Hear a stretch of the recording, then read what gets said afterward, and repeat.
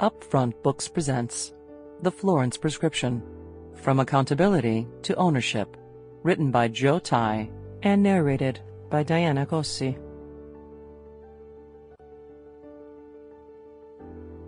Prologue. Scutari Barrack Hospital, December 1854. The hour was midnight. The lady with the lamp made her way slowly through the corridors filled with wounded, sick, and dying soldiers, clear-headed and broken-hearted. The men were jammed together along the floors like too many plants packed into a row of beans. Their only mattress, the fetid and bloodied straw that was spread across the floors.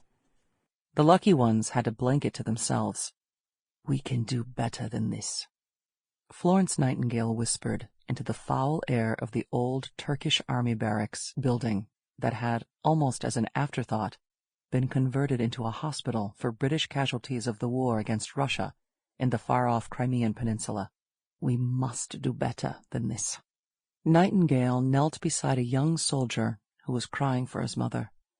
He would, she knew, die during the night watch. "They always cry for their mothers," she thought as she pulled the last orange from her apron pocket. She peeled away a slice and, gently lifting the young man's head, squeezed the juice into his mouth. His eyes flickered open. "Thank you," Nightingale saw rather than heard his last words.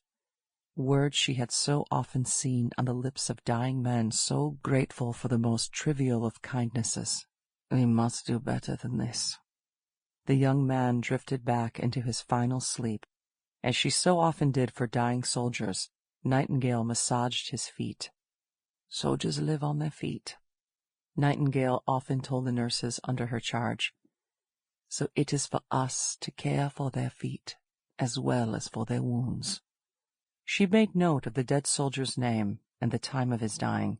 Later, she would update the records she so meticulously kept on her patients, and would send the dead man's scant possessions home to his family, along with a personal note reassuring his parents that he had died peacefully.